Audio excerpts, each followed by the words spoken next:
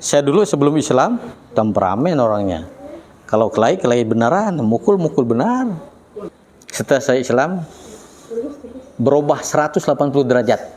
Jadi betul, ketika saya amalkan Quran semuanya dimudahkan. Yang kemarin temperamenan sekarang Ya Allah, besok Jumat saya tidak punya duit buat ngisi kotak infak ya Allah. Tapi Engkau Maha Kaya ya Allah. Udah. Ya masuk ibu-ibu ke masjid. Assalamualaikum Pak. Waalaikumsalam. Pak, rezeki buat Bapak. Kasih amplop. Begitu sibuk keluar saya buka amplopnya. Alhamdulillah dikasih 350.000. Besoknya infaknya 100.000. Makanya saya dimudahkan untuk belajar Al-Quran. Saku tas itu ada buku tuntunan sholat, buku saku, tapi udah potong. Yang bisa saya baca apa? Fawailul lil musholin. Bisa bacanya ini. Tapi artinya apa ya? Saya datangi Pak Kiai. Bah, ini ada yang mau saya tanya, Bah. Apa, Mat? Fawailul lil musholin itu apa artinya, Bah? Oh, itu artinya kecelakaanlah bagi orang yang sholat. Ngapa Abah sholat? يتساءلون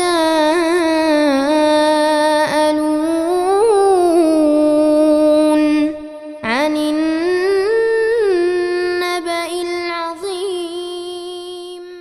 Assalamualaikum warahmatullahi wabarakatuh.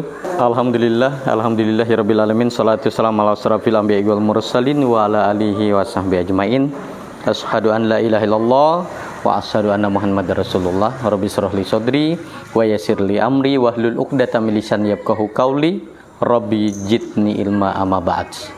Puji serta syukur kita aturkan kehadirat Allah Subhanahu wa taala yang mana pada pagi hari yang berbahagia ini atas izin Allah kita bisa berkumpul di tempat ini guna mentadabburi ayat Quran.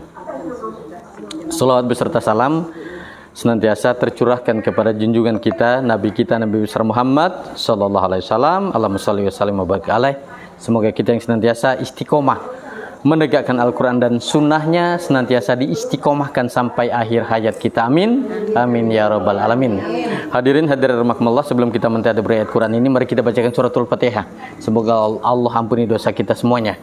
Semoga Allah bukakan pintu hati kita untuk paham Quran dan mengamalkannya dalam kehidupan kita sehari-hari. Semoga Allah jadikan keluarga kita keluarga sakinah mawaddah warahmah, anak cucu keturunan turun soleh dan soleha. Semoga Allah berkahi kehidupan kita dunia dan akhirat. Semoga Allah muliakan kita dunia dan akhirat. Al-Fatihah. A'udzubillahi minasyaitonir rajim. Bismillahirrahmanirrahim. Alhamdulillahirabbil alamin arrahmanirrahim maliki yaumiddin. Iyyaka na'budu wa iyyaka nasta'in. Ihdinas siratal mustaqim. Siratal ladzina an'amta 'alaihim ghairil maghdubi 'alaihim waladdallin. Amin. Temanya apa Bang Ilham? Temanya bebas dari kemiskinan dengan bebas. Al-Quran. Oke. Kita buka suratnya, surat At-Talaq, surat 65, ujung ayat yang kedua dan ayat yang ketiga. A'udzubillahi minasyaitonirrajim. Bismillahirrahmanirrahim. Wa may yattaqillaha yaj'al lahu makhraja. Allah katakan barang siapa bertakwa kepada Allah, niscaya dia akan bukakan jalan keluar baginya. Nah, ini disuruh bertakwa dulu. Ketika kita bertakwa kepada Allah, maka Allah keluarkan kita jalan keluar dari berbagai macam masalah. Jadi Allah katakan, barang siapa bertakwa kepada Allah, niscaya dia akan membukakan jalan keluar baginya. Maksudnya kita dikeluarkan dari berbagai macam masalah. Masalah apa coba? Masalah dalam keluarga, kita dikeluarkan. Asal takwa saja. Bahkan jaminannya lagi Allah kasih tahu di ayat yang ketiganya. Allah jelaskan, wa yarzuqhu min haitsu la yahtasib. Wa ma yatakallallahi fa huwa hasbuh. Innallaha bari'um amrih. Qad ja'alallahu likulli syai'in qadra. Dan dia memberi rezeki dari arah yang tidak disangka-sangka. Saya ngisi kajian Quran begini, harapan saya apa coba? Yang ikut kajian dia bisa dakwah. Makanya saya tidak berharap Yang ikut kajian banyak? Enggak. Yang ikut kajian nanti dia akan bisa berdakwah sendiri. Saya alhamdulillah pindah ke Pontianak setahun yang lalu di Tanjung Raya 2. Setiap pagi kita kajian, enggak banyak yang ikut, cuma 3 orang. 3 orang, bapak-bapak semuanya. Setahun kemudian, beliau yang satu namanya Pak Wahyu, Intel di Polda, aktif tiap hari kajian. Alhamdulillah, dakwah sekarang. Sekarang jadi Polsek Ngabang. Di Ngabang saya punya lembaga namanya Lembaga Tadabbur Al-Quran, namanya Nurun ala Nur. Saya bilang ibu-ibunya, ibu-ibu nanti ibu-ibu bisa dakwah. Jawab ibu-ibu apa? Tidak bisa Ustadz. Kita tidak punya background pondok. Saya bilang apa? Nabi kita tidak mondok. Nabi kita tidak mondok. Tapi Nabi kita bisa berdakwah. Dan Al-Quran. Nah, kembali kepada Al-Quran tadi. Jadi Allah katakan, dan dia memberi rezeki dari arah yang tidak disangka-sangkanya. Sekarang pertanyaannya, kenapa orang Islam itu banyak miskin? Karena mengabaikan Al-Quran. Al-Quran diabaikan. Sebetulnya begini, kita minta kepada Allah, ya Allah cukupkan. Allah cukupkan. Boleh kaya tapi dermawan. Saya alhamdulillah kajian begini memang keliling dari Sabang sampai Merauke. Kalau saya datang, kita tetap berquran. Harapan tadi apa? Harapan supaya bisa. Kalau udah bisa, dia bisa berdakwah. Kalau udah dia bisa berdakwah, Allah muliakan. Dan dia memberi rezeki dari arah yang tidak disangka-sangka. Ini yang luar biasanya. Allah kasih rezeki dari arah yang tidak disangka-sangka. Saya mau cerita sedikit. Ibu-ibu mualafnya Islamnya tahun berapa, Bu? Bu Yuli tahun berapa, Bu? Islamnya? Cuma 7. 86. Saya tanggal 5 Maret 2003. Oh, Bapak? Iya. Saya masuk Islam itu udah nikah di gereja. Jadi begitu Islam, memang saya dulu benci sama Islam, nggak suka saya. Tapi atas izin Allah, Allah mudahkan. Setelah saya Islam, betul saya pelajari Al-Quran. Nah, Allah kasih rezeki dari arah yang tidak disangka-sangka. Saya waktu itu tahun 2014 saya mondok di Majalengka. Nggak lama, orang biasa mondok belasan tahun. Saya alhamdulillah 1 bulan langsung keluar. Bukan pintar, memang yang saya cari Qurannya. Pindah ke Tasikmalaya. 1 bulan keluar juga. Kenapa? Di 2 pondok ini ngajinya bukan Al-Quran, ngaji kitab kuning. Begitu ngaji Quran, nggak pernah dikasih tahu apa artinya. Protes. Akhirnya saya nekat ke Jakarta. Nah, di Jakarta saya sempat terdampar di Pondok Kebalen. Nggak punya duit, coba. Nggak punya duit, udah itu nggak ada yang saya kenal. Bapak, maaf ya Pak, ini suku apa? Dayak Mentuka, Skadau. Jadi di Pondok Kebalen itu diantar oleh anak buah Bu Irini Handono. Nyampe ke masjidnya pas jam 3. Pas asar. Orang azan, saya pun buru-buru wudhu. Karena lapar, sambil wudhu sambil minum. Nah. Anak buah Bu Irene tadi langsung hilang. Tidak tahu kemana. Nah. Karena lapar, habis sholat asar berdoa saya, ya Allah, hanya Engkau yang tahu akan keadaan hamba, ya Allah. Seketika datang ibu-ibu, bapak-bapak masuk ke masjid bawa rantang. Pak, makan Pak. Siapa? Bapak. Saya? Iya. Alhamdulillah. Ini perut ini lapar. Makan. Coba. Tidak disangka-sangka. Yakin tadi. Nah. Di pondok saya dimanjakan oleh Pak Kiai. Kalau lagi tak ngerokok ditanya, Mat, tak ngerokok Mat? Masih. Tapi tak nampak Ahmad ngerokok. Tidak ada pulus buat beli rokok. Dibelikan. Sama Pak Kiainya ditanya, Mat, Ahmad rokok apa? Gudang Garam Surya. Dipanggil santri, beli rokok Gudang Garam Surya buat Ahmad. Ada yang ngiri hati sama saya. Enaknya kita dari kampung bawa rokok buat Pak Kiai. Dibelikan rokok sama Pak Kiai sampai ke Tasikmalaya. Nah, begitu saya di Pondok Kebalen, orang kalau udah biasa ngerokok, habis makan pasti pingin ngerokok. Minta enggak mungkin. Kita orang baru kan? Tadinya berdoa saya, ya Allah, nyangka yang kau akan keadaan hamba ya Allah. Allah tahu saya tidak ada duit nih. Makan aja di antar orang. Apalagi ngarap rokok, beli rokok gitu kan. Nah, begitu kan saya selalu berdoa habis asar.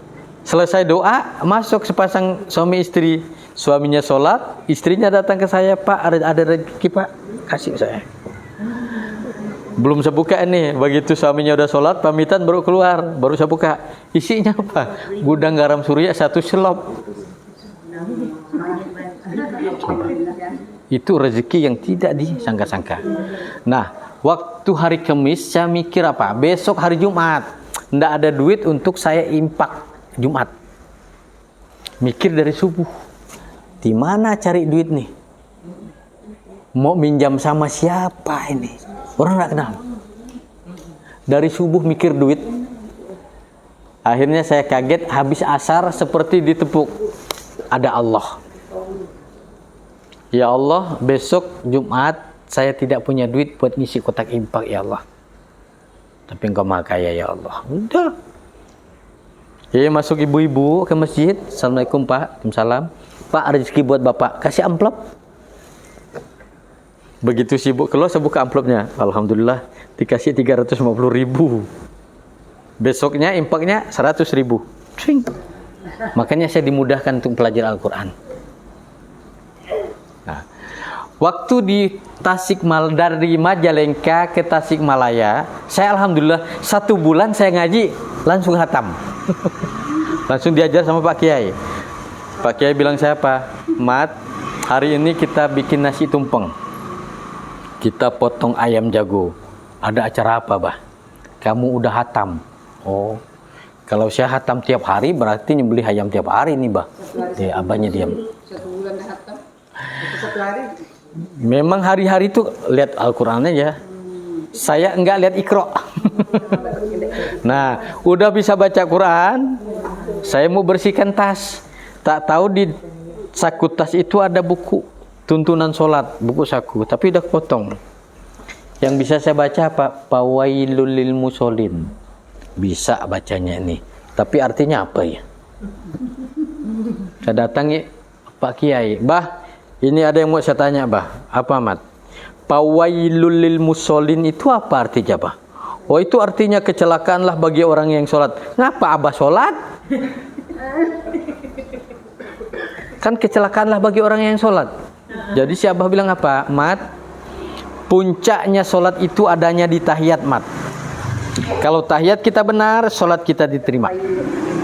Kalau tahiyat kita salah, sholat kita celaka. Bah, kasih tahu saya tahiyat yang benar kayak apa, yang salah seperti apa.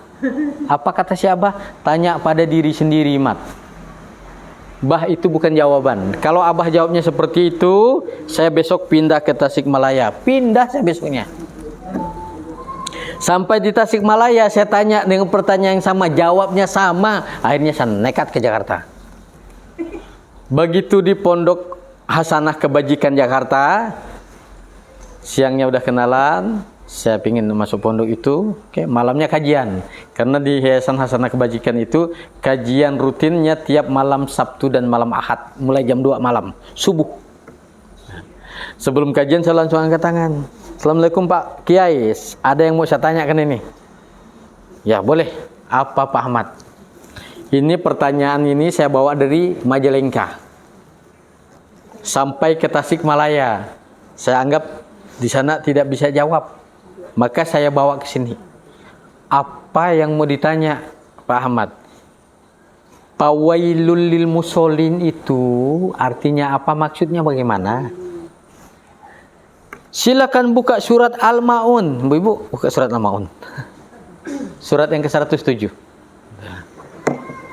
Jadi begitu saya lihat santri buka Quran, bingung saya. Macam mana cara bukanya nih? Bolak-balik. Ada santri lah datangkan ke saya. Pak, gini cara bukanya Pak. Ini nomor suratnya. Oh begini. Surat Al-Maun itu surat yang ke-107. Surat yang ke-107. A'udzubillahi minasyaitonirrajim. Bismillahirrahmanirrahim. Ara'aital ladzi yukadzibu biddin.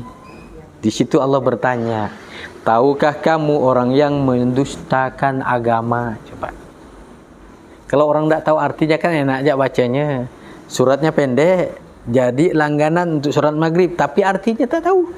Nah, di ayat pertama, tahukah kamu orang yang mendustakan agama? Allah yang nanya, Allah juga yang jawab. Padzalikal yadu'ul yatim.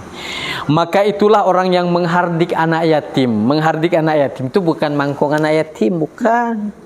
Bukan bentak anak yatim. Menghardik anak yatim itu kita dapat rezeki, tidak keluar impak. Impak itu hak anak yatim. Wala yahudu ala tu'amil miskin. Dan tidak mendorong memberi makan orang miskin. Kalau bahasa Pontianak apa? Tuku garam. Garam betuku. Masin. Seke. Kedekut kata orang Kucing. Nah, kalau bahasa Manado botuh. Botuh itu pelit. Maka Allah katakan pawailul lil musholin. Nah, yang membuat celaka salat ternyata satu tidak pernah impak, yang kedua pelit. Celaka salatnya, tidak diterima masalahnya. Nah, pawailul lil musholin, maka celakalah orang yang salat. Alladzina hum an salatihim sahun, yaitu orang yang lalai terhadap salatnya. Allah katakan lalai terhadap salatnya. Begitu Allah perintahkan kita salat, selalu digandeng dengan impak. Begitu diperintahkan salat, selalu digandeng dengan zakat. Ini yang banyak dilalaikan. Setelah itu Allah katakan lagi, alladzina hum yuraun, orang yang berbuat riya. Coba. Makanya efek kalau orang masin, orang tidak pernah impak, pasti kalau beramal ria dia. Baru ngasih semen 1 karung ke masjid, minta diumumkan. Nah, saya dulu kuliah di sini, gelar saya ini. Makanya sebetulnya di Al-Quran itu terdapat hukum sebab akibat sebetulnya. Wa yamna'unal ma'un, dan enggan memberi bantuan. Nah, itulah yang membuat orang celaka salatnya, artinya salatnya sia-sia. Hadirin hadirat rahimakumullah, kembali kepada Al-Qur'an tadi. Nah, jadi kunci takwa itu di mana? Kunci takwa itu di Al-Qur'an.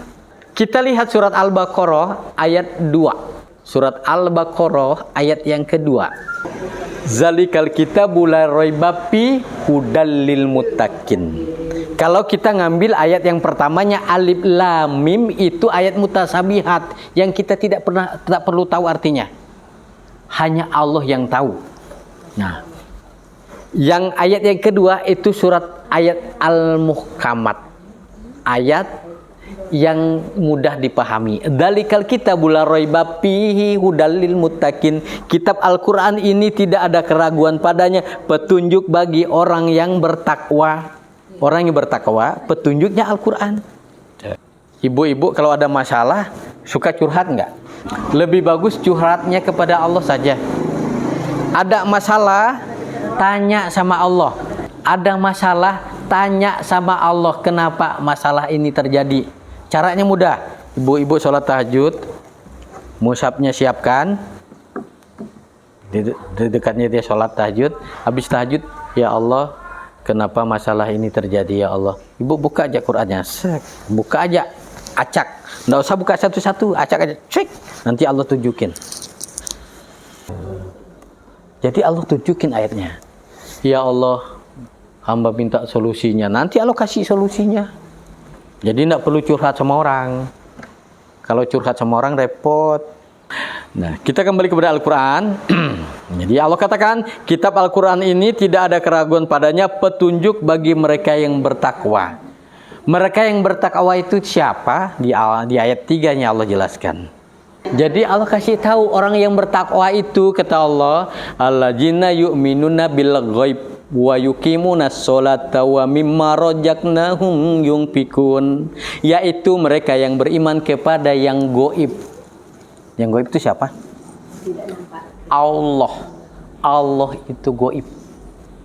Surga dan neraka itu gaib. melaksanakan sholat dan menginfakkan sebagian rezeki yang kami berikan kepada mereka. Udah beriman kepada Allah, sholat, infak. Coba di surat yang kedua. Cuma perkara infak itu memang jarang disampaikan. Maka begitu disampaikan masalah infak, ada yang nanya, infak itu apa sih Ustadz? Infak itu membelanjakan harta kita di jalan Allah, infak namanya. Kenapa mesti infak? Kenapa mesti zakat? Kan maaf ngomong, jangankan ibu-ibu yang mualaf, karena yang ikut kajian saya itu ada yang Islam dari kecil, memang keluarga Islam. Saya tanya, ibu-ibu kalau sholat pernah ngawur nggak? Gitu. Tapi memang jarang orang mau ngaku, jarang. Sholatnya ngawur. Kayak apa sih sholatnya ngawur? Allahu Akbar benar, takbiratul ihramnya benar, kiblatnya benar, baca al-fatihahnya benar, yang tidak benar pikirannya mikir sayur sore apa.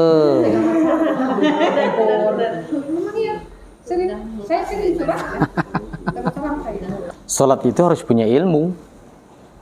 Kalau sholatnya tidak punya ilmu, maka banyak yang ngawur. Allahu Akbar, kapan laki lah gajiannya? Itu enggak apa-apa. Iya. Itu efeknya luar biasa. Efeknya luar biasa. Maka dapat rezeki infak. Dapat rezeki infak. Karena di Al-Quran itu infak cuma ada dua versi. Infak dari harta ghanimah, harta yang kita dapat dengan banting tulang itu 20%. Itu ghanimah. Kalau harta fa'il, harta yang kita dapat dengan cuma-cuma, misalnya orang kasih, orang transfer duit ke kita, itu infaknya berapa? Tidak banyak. Kalau ghanimah 20%, kalau fa'il baru 50%. Wih, besar gak Pak Ustadz? Ini pengaruhnya luar biasa. Nah, infak itu sendiri buat siapa? Bukan buat Pak Ustadz. Alhamdulillah kemarin hari Senin yang ngisi ceramah Isra Mi'raj di Pak Kadu. Saya kasih tahu Pak Jadi siap duit ya. Kita infak dadakan. Sampaikan Isra Mi'raj, sampaikan Al-Quran, sholat, infak. Saya tanya, Pak Bapak Ibu-Ibu kalau saya minta infak mau enggak? Insya Allah Ustadz. Ada 1 juta lebih kali. Itu udah dapat. Ini Ustadz duitnya. Ini duit untuk masjid. Jadi orang kira saya suruh infak itu, saya infak juga. Dikira untuk Ustadz bawa pulang. Oh tidak. Saya akan ajar orang infak. Nah, kembali kepada Al-Quran. Nah, ternyata yang membuat kita galau dalam sholat, infak kita tak keluar. Nah, sekarang kita lihat ilmu sholat dulu. Kita buka suratnya, surat Toha. Surat yang ke-20, ayat yang ke-14. A'udzubillahi minasyaitonirrajim. Bismillahirrahmanirrahim. Innani anallahu la ilaha illa ana fa'budni wa aqimis sholata li dzikri. Baca artinya. Sungguh aku ini Allah, tidak ada Tuhan selain aku. Maka sembahlah aku dan laksanakanlah sholat untuk mengingat aku. Toh. Sholat itu ingat Allah, maka tidak boleh kita ingat duit. Banyak orang sholat ingat duit, banyak orang sholat ingat masalah. Padahal Allah kasih ilmunya dengan kita. Allah katakan, sungguh aku ini Allah, tidak ada Tuhan selain aku, maka sembahlah aku dan laksanakanlah sholat untuk mengingatku. Coba. Mulai dari kita berdiri, kita baca takbiratul ihram. Udah itu kita baca ibtita, kita baca al-fatihah, baru kita baca surat, baru kita ruku. Subhana rabbiyal azimi wa bihamdi. Maha besar Allah dan maha terpuji. Coba. Udah kita puji Allah. Maha besar Allah, maha terpuji. Udah itu kita itidal. Samiallahu liman hamidah. Allah mendengar orang-orang yang menyembahnya. Baru kita ruku. Subhana rabbiyal a'la wa bihamdi. Maha tinggi Allah dan maha terpuji. Cuma terkadang kan sebut doang, lapas doang, tapi pikiran kemana-mana. Ternyata ingin khusyuk sholat itu kita mesti dekat dengan Allah dulu. Bagaimana supaya kita bisa dekat dengan Allah? Kita buka suratnya, surat 9. Surat At-Taubah ayat yang ke-99. A'udzubillahi minasyaitonirrajim. Bismillahirrahmanirrahim. Wa minal a'rabi may yu'minu billahi wal yaumil akhir wa yatahidu may yunfikun qurbatin indallahi wa sallawatir rasul alla innaha qurbatul lahum sayudkhiluhumullahu fi rahmati innallaha ghafurur rahim. Allah jelaskan, dan di antara orang Arab Badui itu ada yang beriman kepada Allah. Kenapa? Orang Arab Badui tidak beriman tuh banyak. Orang Arab tidak beriman tuh banyak. Maka di dunia ini yang dikenal pelit kan orang Arab. Saya ingat waktu di Jakarta, kalau ada kawan yang pelit dibilangnya apa? Arab loh. Gitu. Karena Arab itu terkenal sekeknya. Pelitnya terkenal tuh Arab. Itu orang Arab yang tidak beriman. Nah. Dan di antara orang Arab Badui itu ada yang beriman kepada Allah dan hari kemudian, dan memandang apa yang diimpakannya di jalan Allah sebagai jalan mendekatkan diri kepada Allah dan sebagai jalan untuk memperoleh doa Rasul. Infak dekat dengan Allah, kata orang Arab Badui. Infak juga memperoleh doa Rasul. Maka ketika kita dapat infak dari orang, kita doakan orang yang berimpak kepada kita. Maka sekarang ini kita lihat ketika kita serahkan zakat, selalu didoakan oleh siapa? Oleh panitia zakatnya. Ketika mereka berimpak kepada Nabi, langsung didoakan oleh Nabi. Nah, apa yang dilakukan oleh orang Arab yang beriman ini direstui oleh Allah Subhanahu wa taala. Apa kata Allah? Ketahuilah, sesungguhnya infak itu suatu jalan bagi mereka untuk mendekatkan diri kepada Allah.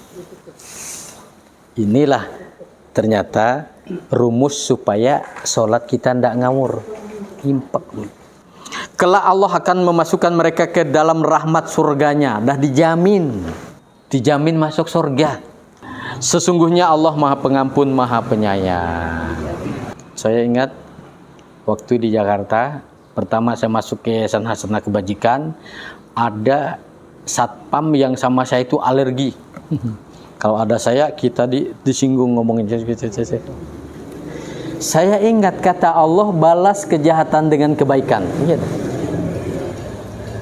Itu saya pulang pengajian, masuk saya ke mall di Ciputat. Saya cari baju yang bagus. Ukurannya saya lipat, masuk. Begitu pulang saya kasih satpam. Bang, buat abang nih. Apa nih Pak Ustadz? Ambil lah, rezeki. Begitu ada duit saya kasih, bang, ini ada rezeki. Apa yang terjadi? Begitu saya dakwah ke Lampung, orang yang pertama cari saya siapa? Ini satpam nih. Orang Lampung. Orang pada Palembang. Dia tanya Ustadz Bambang, Ustadz Ahmad mana ya? Ke Lampung.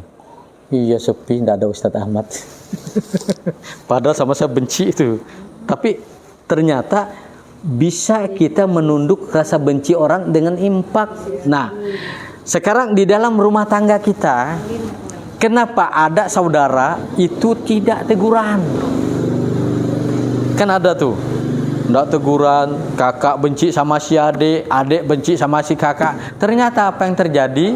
Di dalam ibadahnya ada sesuatu yang mereka tinggalkan. Makanya banyak contoh yang Allah perlihatkan dengan kita. Kalau kita pakai motor, bannya kempis, enak enggak pakainya?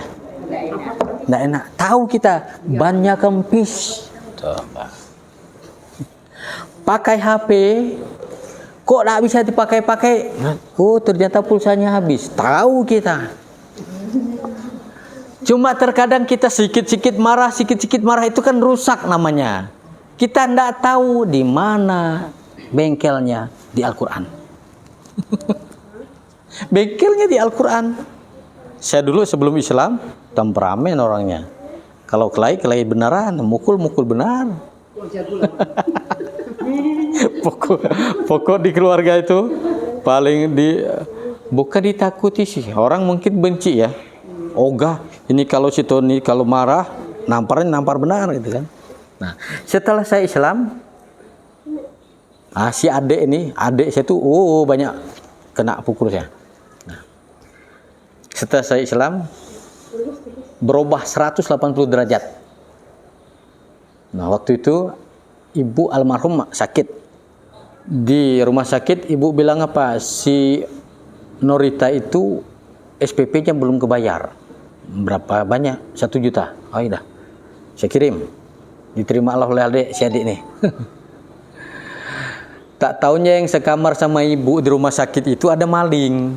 Nah, si adik ini nyenyak tidur, uang yang 1 juta ini diambil maling. Nelpon si adik gemetar. Assalamualaikum bang. Waalaikumsalam. Ngapa kau ngomong kayak gitu dek? Bang minta maaf bang. Apa salah kau?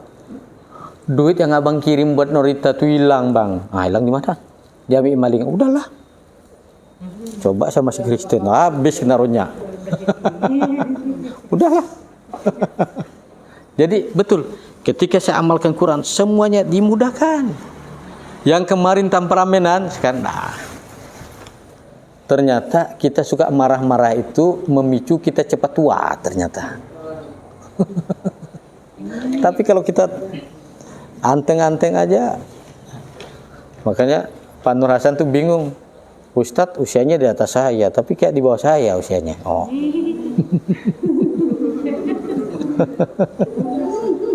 Kenapa? Saya selalu senyum aja.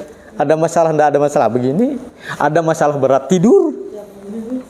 Karena banyak orang kalau ada masalah berat pasti tak bisa tidur. Nah, kembali kepada Al-Quran tadi. Ternyata supaya sholat kita enggak ngambang, enggak keganggu. Impak tadi ternyata. Itu kuncinya.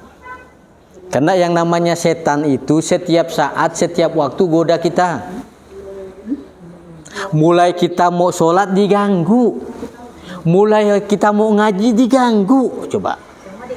Tadi malam tuh saya ngisi kajian di Perum 4. Ya Ustadz, kita nih baca Quran baru baca 1 ayat bawaannya ngantuk Ustadz. Ada yang salah saya bilang. Salahnya apa Ustadz? Salahnya Bapak itu dapat rezeki ada impak Pak. Maka ketemu ayat Al-Quran kayak gitu, dikipas sama setan, kalah Bapak Pak. Enggak, begini, kita ngaji Quran itu baca Arabnya, baca artinya. Tidak akan buat kita ngantuk. Kita dibuat penasaran oleh Al-Quran. Tapi kalau kita baca Arabnya saja, kan kita tidak tahu artinya. Yang kita baca apa? Baca Arabnya jauh. Ujung-ujung. Tadi malam mak ngaji sampai juz berapa mak? Juz 5. Penyebab orang masuk neraka itu apa mak? Apa ya? Padahal baca Quran. Tiap tahun ikut tadarusan. Begitu ditanya penyebab orang masuk neraka jahanam itu apa? Apa ya? Mungkin tidak sholat kali ya. Tuh. Jadi tidak bisa dijelaskan. Begitu kita ngaji Quran, kita tadabbur Al-Quran, kita dapat ilmunya. Nah, karena ngaji Quran itu sendiri tidak ada 1 ayat pun di Al-Quran. Kajilah Quran sampai hatam, enggak? Enggak ada. Tidak ada kaji Quran sampai tamat, enggak. Ternyata metode ngaji Quran Allah kasih tahu di surat Shad, surat 38 ayat 29. A'udzubillahi minasyaitonirrajim. Bismillahirrahmanirrahim. Kitabun anjalnahu ilaika mubarakun liyadabbaru ayatihi waliyatadzakkaru ulul albab. Allah jelaskan, kitab Al-Quran yang kami turunkan kepadamu penuh berkah. Nah, bagaimana supaya kita bisa mendapatkan keberkahan daripada Al-Quran itu sendiri? Allah kasih tahu agar mereka menghayati ayat-ayatnya, baca Arabnya, baca artinya, baca Arabnya, baca artinya. Kalau kita baca Arabnya saja, tidak tahu artinya, wassalam, sampai mati tidak punya ilmu. Nabi sendiri, coba, Nabi saja ditegur Allah. Nabi saja ditegur Allah. Kita ini kan kebanyakan ngajinya mau cepat-cepat. Cepat tamat, cepat hatam, cepat selesai. Nabi saja ditegur. Kalau kita tidak ngaji begini kan tidak tahu. Ternyata Nabi pernah ditegur oleh Allah. Seperti apa teguran Allah kepada Nabi Muhammad? Kita lihat suratnya, surat Al-Qiyamah, surat 75 ayat yang ke-16. La tuharrik bihi lisanaka litajala bih. Ditegur Nabi Muhammad oleh Allah. Nah, inna alaina jam'ahu wa qur'ana, ayat 17-nya. Allah jelaskan, sesungguhnya kami yang akan mengumpulkannya di dadamu dan membacakannya. Allah kumpulkan, Allah akan bacakan. Di ayat yang ke-18-nya, setelah kita tahu, setelah kita baca, ikutilah apa yang kita baca itu. Ikuti apa? Ikuti perintahnya, ikuti larangannya. Nah, Tumma inna alaina bayana. Kemudian kata Allah, sesungguhnya kami yang akan menjelaskannya. Allah yang akan menjelaskan Al-Quran itu sendiri. Baca Quran, sholat, infak. Nah, diganggu sama setan. Diganggu sama setan. Sholat saja, kita baca Quran saja, Allah kasih tahu, Allah kasih bocoran di Al-Quran. Kita lihat suratnya, surat Fussilat, surat yang ke-41, ayat yang ke-26. Wa qallal ladzina kafaru la tasma'u li hadzal qur'ani walghaw fihi la'allakum taghlibun. Orang kafir itu siapa? Setan. Setan. Makanya bahasa Allah orang kafir itu setan. Dan orang-orang kafir berkata, janganlah kamu mendengarkan bacaan Al-Quran ini dan buatlah kegaduhan terhadapnya. Coba. Begitu sholat dibuat gaduh. Allahu Akbar. Sayuk sore apa ya? Sholat saja diganggu. Allahu Akbar. Listrik belum dibayar. Pintar setan tuh. Cuma terkadang kita tidak paham itu kerjaannya setan. Allahu Akbar, jemuran belum diangkat. Coba, nggak usah mikir dunia dulu. Itu cara setan ganggu. Nah. Dan buatlah kegaduhan terhadapnya agar kamu dapat mengalahkan mereka. Maka selalu diganggu oleh setan sampai kita ngaji dibuat ngantuk. Hadirin rahimakumullah. Nah, itu cara setan mengganggu ketika kita mau sholat, mau ngaji. Nah, ketika kita dapat rezeki, setan juga ganggu kita. Coba, dapat rezeki, setan ganggu. Kita lihat suratnya, surat Al-Baqarah. Nah, kita baca dari ayat 267. A'udzubillahi minasyaitonirrajim. Bismillahirrahmanirrahim. Ya ayyuhalladzina amanu anfiqu min thayyibati ma kasabtum wa mimma akhrajna lakum minal ardh wa la tayammamul khabisa minhu tunfikuna wa lastum bi'aghihi ila an tughmidu bih wa'lamu annallaha ghaniyyun hamid. Wahai orang-orang yang beriman, infakkanlah sebagian dari hasil usahamu yang baik-baik dan sebagian dari apa yang kami keluarkan dari bumi untukmu. Jangan kamu memilih yang buruk-buruk untuk kamu keluarkan, padahal kamu sendiri tidak mau mengambilnya, melainkan dengan memecingkan mata terhadapnya. Dan ketahuilah Allah Maha Kaya, Maha Terpuji. Disuruh infak yang baik-baik. Maka begitu kita dapat rezeki langsung sisihkan. Dapat rezeki langsung sisihkan. Kalau gunimah 20%, kalau fa'il 50%. Tidak usah mikir-mikir. Kalau mikir-mikir setan luar biasa. Nah, makanya Allah kasih tahu di ayat 268-nya. As-syaitonu ya'idukumul faqra ya'murukum bil fahsya. Syaitan menjanjikan menakut-nakuti kamu dengan kemiskinan dan menyuruh kamu berbuat keji atau kikir. Nah, kalau infak menurut Al-Quran baru terasa. Coba. Kalau infak menurut ikhlasnya tak ada terasa. Infak menurut ikhlasnya apa? Dapat duit 1 miliar. Infaknya berapa, Pak? 1.000. Yang penting ikhlas. Ada. Padahal dapat uang 1 miliar dengan banting tulang. Infaknya berapa? Berarti 200 juta. 100.000 berarti 20.000. 1.000 berarti 2.000 itu harta fa'il. Kalau kita kerja aja, kita buka warung apa segala macam, itu infaknya keluar. Nah, 20%. Buat YouTuber kan? Hah? Buat YouTuber. YouTuber. Nah, ini kan termasuk hasil kerja banting tulang kan? YouTuber itu banting tulang juga. Cara mikirkannya supaya orang apa terkesima dengan YouTube-nya segala macam. Fa'il. Gonimah. Iya, 20%. Jadi kata setan menjanjikan menakut-nakuti kamu dengan kemiskinan dan menyuruh kamu berbuat keji atau kikir. Kalau 2,5% ketawa aja. Kecil. Begitu Ustadz Ahmad bilang 20%. Ustadz Ahmad nih dikiranya nyaman cari duit. Saya mau cerita di Jakarta jam berapa sekarang? Di Jakarta itu yang pengajiannya kan ada yang pemulung, ada yang tunanetra, ada yang ibu-ibu pembantu rumah tangga. Pas pengajian saya lihat ibu-ibu itu kok mukanya kayak enggak enak dilihat. Setelah pengajian saya tanya, ibu ada masalah apa bu? Biasa Ustadz, masalah ekonomi. Ustadz ada kerjaan buat saya enggak? Tidak, kan saya bukan Menteri Tenaga Kerja. Emang kenapa?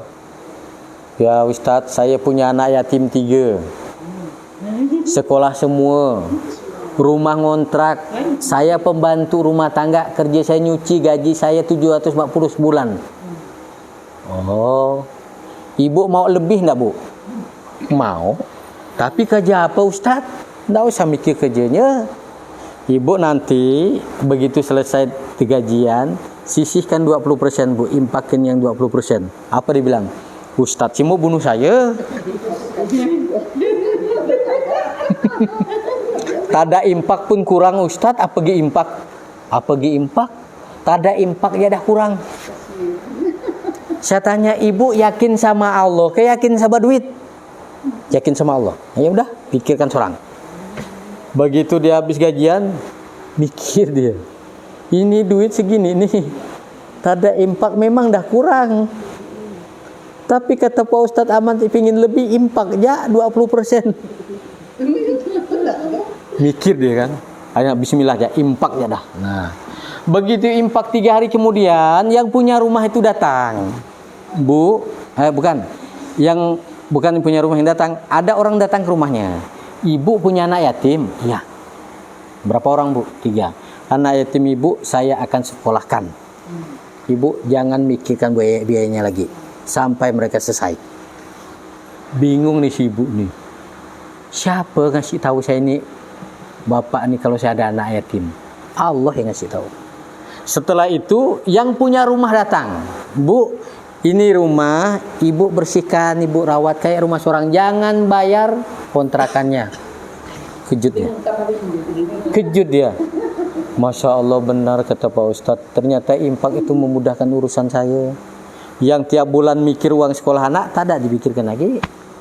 Tiap bulan mikir bayar listrik, tak mikir apa bayar kontrak rumah, tak ada dipikirkan lagi. Saya sekarang Ustadz, saya nyimpan duit untuk saya berangkat haji. Dimudahkan. Kalau yang namanya orang bertakwa, Allah jelaskan di Al-Quran. Kita lihat surat 3, surat Ali Imran, ayat 132, 133 dan 134. A'udzubillahi minasyaitonir rajim. Wa atiullah wa rasulahu la'allakum turhamun. Ayat 132. Dan taatlah kepada Allah dan Rasul Muhammad agar kamu diberi rahmat. Taat kepada Allah dan Rasulnya. Kepada Allah ikuti Al-Quran, kepada Rasul ikuti sunnahnya. Wasari'u ila marfiratim mirabbikum wa jannatin arduhas samawati wal ardh uiddat lil muttaqin. Dan bersegeralah kamu mencari ampunan dari Tuhanmu dan mendapatkan surga yang luasnya seluas langit dan bumi yang disediakan bagi orang yang bertakwa. Orang yang bertakwa itu yang seperti apa?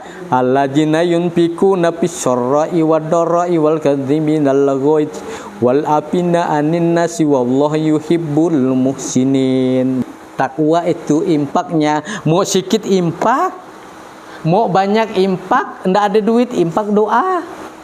Ndak ada duit impak tenaga, serendah-rendahnya impak tuh senyum. Cuma kalau senyum seorang jadi masalah. Tapi kalau dapat duit segepok cuma senyum aja, wassalam.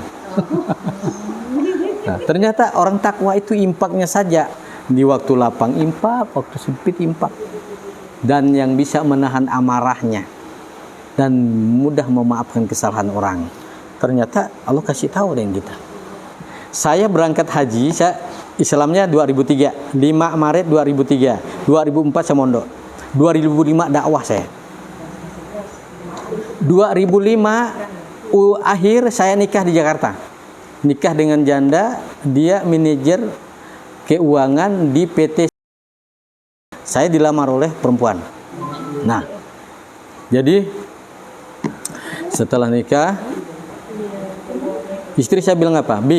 Abi tak pernah tinggalkan tahajud. Iya. Tidak pernah tinggalkan duha. Iya. Tidak pernah tinggalkan impak. Iya. Ada masalah apa? Coba minta mobil sama Allah, biar kita ke Ciputat ada mobil. Doa saya 3 bulan dapat mobil saya, sedan Selo. Begitu saya masuk ke yayasan bawa mobil sedan Selo, teman-teman bingung. Ini mobilnya mobil baru, siapa ini? Begitu keluar, Ustadz Ahmad bawa mobil. Mobil siapa Ustadz? Mobil Allah saya pakai. Dimudahkan. Nah, tahun 2006 saya ditelepon, disuruh ngisi ceramah di Sintang oleh Haji Hanafiah. Ustadz bisa ndak datang Sintang? Bisa, tapi apa urusannya? Saya minta Ustadz ceramah. Di masjid mana? Di rumah saya. Boleh? Hari apa Pak? Hari Rabu. Oke, kalau gitu saya hari Sabtu saya beli tiket. Sabtu saya beli tiket. Malam Ahadnya orang rumah saya bilang apa? Minggu depan kita Idul Adha. Kita korban apa, Korban yang bagus-bagus. Yang bagus itu kambing telinga panjang ke telinga pendek. Jangan kambing. Korban sapi ya kita. Sapi kita berapa lah? Berdua aja. Hai, kan sapi untuk bertujuh itu dipikir. Itu mobil kongsi ndak? Ndak, udah. Deal, korban sapi satu. Nah, besoknya diantarlah saya ke Cengkareng. Begitu turun dari mobil, pokok Abi pulang dari Kalimantan Barat harus daftar haji. Saya bilang apa? Insya Allah. Tahun 2006 itu daftar haji berapa? 20 juta. Kalau saya dakwah saja, saya tidak pernah mikir amplop, tidak pernah mikir duit. Sampaikan ya. Kenapa? Allah tahu kok apa yang saya butuhkan. Udah. Nah, baru 3 hari di Kalimantan Barat, oleh guru saya ditelepon. Assalamualaikum Ustaz. Waalaikumsalam. Ada apa ya Anda? Ustaz tolong kirim KTP-nya Ustaz. Untuk apa ya Anda? Kita mau daftarin Ustaz haji.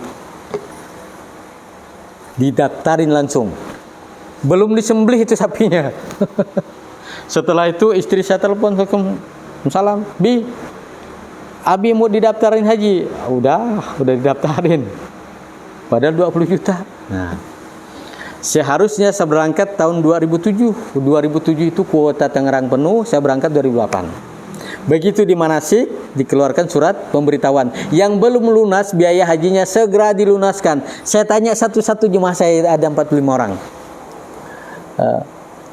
Ibu-ibu udah lunas ya? Udah Pak Ustadz. Semuanya udah lunas. Berarti saya sendiri yang belum lunas. Itu pulang saya tanya sama orang rumah saya, kita punya uang cash nggak? Berapa? 14 juta. Untuk apa? Untuk lunasin biaya haji. Uang cash nggak ada. Tapi kalau itu memang dibutuhkan, uang kontrakan rumah kita di Padang diambil aja. Nggak usah. Abi mau minjam sama siapa? Minjam utang. Aku mau minta. Abi mau minta sama siapa? Minta sama Allah. Gak minta sama bapaknya aja. Coba. Istri saya itu dari moyangnya udah Islam. Begitu saya bilang mau minta sama Allah, dibilang apa? Kayak minta sama bapaknya aja. Bapak kita belum tentu ngasih. Kalau Allah pasti.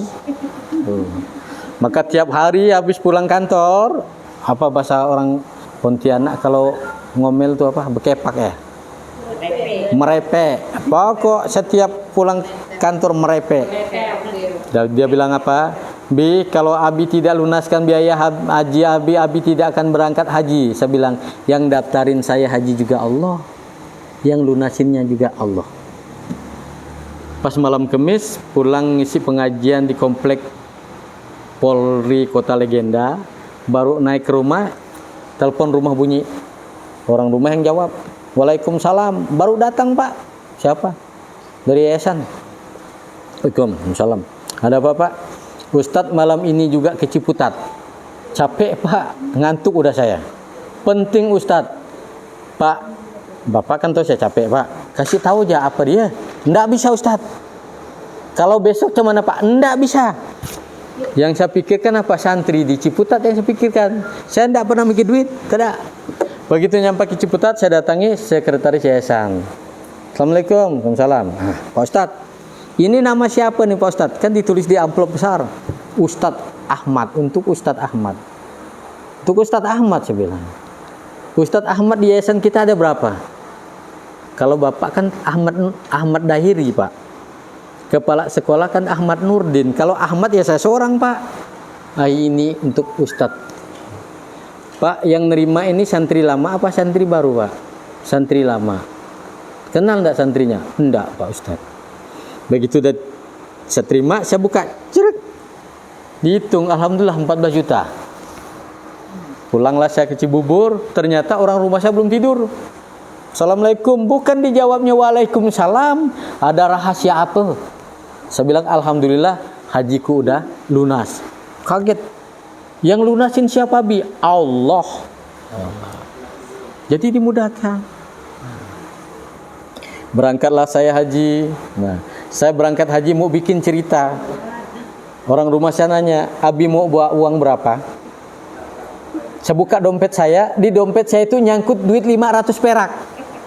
Ini aja untuk keberangkat haji. Kenapa? Kan uang living cost-nya ada 4,5 juta. Ngapain bawa duit lagi? Nah, berangkatlah saya haji, Masya Allah. Luar biasa. Saya nyampe ke Madinah, sungkur saya. Ternyata masjid Istiqlal itu tidak datang kemana-mananya. Ini masjidnya besar benar. Sampai ke Mekah, Masya Allah. Nah, sehingga waktu mau wukuf, ini jadi ada masalah nih. Lagi istighfar, HP saya bunyi. HP-nya HP lama, HP jadul, HP Nokia. Saya baca, Assalamualaikum warahmatullahi wabarakatuh. Bi, anak gadis kita minta dibelikan mobil. Kita tak punya duit, Bi. Coba Abi minta sama Allah. Mau marah ya? Wukuf itu tobat, istighfar. Ini disuruh minta mobil. Refleks saya. Ya Allah, ini SMS dari istri hamba, ya Allah, anak gadis hamba minta dibelikan mobil. Hamba enggak punya duit, ya Allah. Engkau maha kaya, ya Allah. Baru saya letakkan HP, Assalamualaikum Pak Ustadz. Kaget saya. Waalaikumsalam. Pak, Bapak ada berapa lama di belakang? Baru nyampe Ustadz. Bapak dengar suara saya enggak, Pak? Tidak Ustadz. Alhamdulillah aman. Kalau sempat didengar, pasti dia bilang apa? Ustadz ini gila, minta mobilin Allah. Saya di Mina itu, ke hari itu habis wukuf, habis maghrib kita bertolak ke Musdalifah ambil batu buat lempar jumroh. Nyampe ke Mina jam 2 malam. Begitu taruh pakaian kita di tenda, saya bilang, teman-teman, kita saat ini juga lempar jumroh. Berangkat. Saya lempar jumroh itu ngambil naparasani 4 hari. Hari pertama, hari kedua, hari ketiga, hari keempat baru saya pulang ke Mekah. Di Mekah habis sholat subuh, biasa saya ngopi dulu. Di pelataran masjid itu ada Hotel Hilton, di bawahnya ada orang jual kopi. Baru di pelataran masjid, HP saya udah bunyi. Ngapa pula pagi-pagi dan nelpon? Assalamualaikum. Ngapa pagi-pagi dan nelpon? Bi, mobilnya udah diantar ke rumah.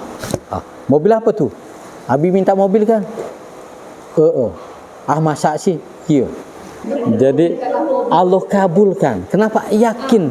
Itu kenikmatan yang Allah berikan. Makanya kenapa saya dakwah selalu saya ceritakan, itulah yang saya rasakan. Jadi tidak ada cemane ya. Cuma kebanyakan kita itu suka cemane ya. Allah ada. Allah ada, terkadang kita sama Allah tidak yakin. Macam mana Allah mau ngasih?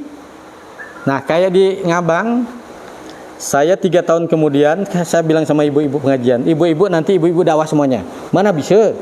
Kita bukan di bulan pondok, insya Allah. Alhamdulillah, ibu-ibu yang ngaji itu semuanya bisa dakwah.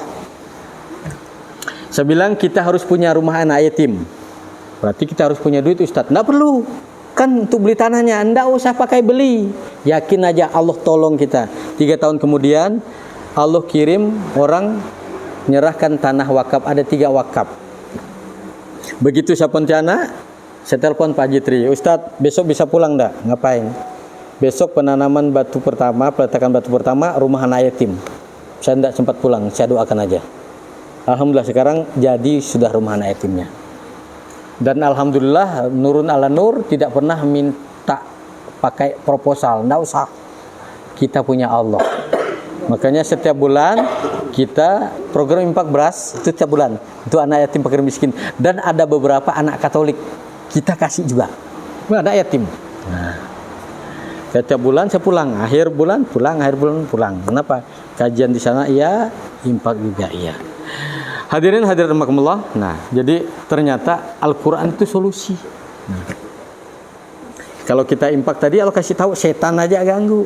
Kalau impak 20% coba, dapat duit 1.200.000 impaknya. Iya, sisa 800. Ya, masuk akal emang, masuk akal. Tapi kalau sedekahnya 2,5% kan tidak terasa. Dapat duit 1 juta, sedekahnya 2.500 atau 25.000 tidak terasa, enggak. Tapi begitu 20%, nah, itu baru endang dia, baru terasa. Begitu dia ngaji, dapat Qurannya mudah. Begitu dia doa, Allah mudah hijabahkan doanya. Tapi selama ini kan enggak. Pokok ikut yang banyak aja lah. Ikhlas kita aja lah, mana bisa. Keajaiban juga infak itu obat. Ibu-ibu pernah sakit enggak? Nah, saya mau cerita dulu. Ini guru saya di Jakarta, punya jemaah di Pejaten, sakitnya kena kanker paru-paru, stadium 4. Nggak bisa bangun, cuma baring ya. Kata dokter pribadinya, solusi buat si bapak harus operasi ke Singapura. Biayanya 150 juta. Cerita istrinya sama suaminya. Solusi terakhir buat papi harus operasi ke Singapura, biayanya 150 juta. Suaminya bilang apa? Aku tak mau. Kalau aku operasi belum tentu hidup, mati udah pasti. Nah, tapi tolong cairkan duit yang 150 juta itu. Untuk apa, Pi? Impakkan buat keluarga kita yang miskin, buat anak yatim. Ngapa pula? Kalau aku mati, bekalku udah ada.